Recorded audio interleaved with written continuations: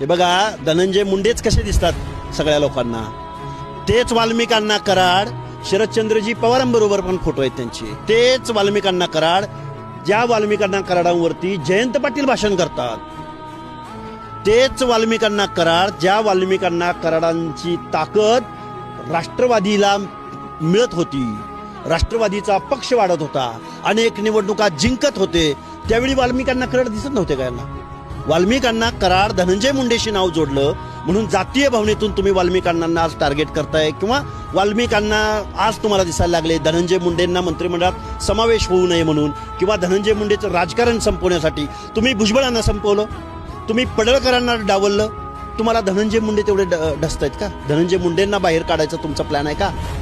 वाल्मिकांना कराड धनंजय मुंडे बरोबर दिसतात, पण ह्या लोकांबरोबर नव्हते का? या प्रश्नाचं उत्तर महाराष्ट्राला दिलं पाहिजे.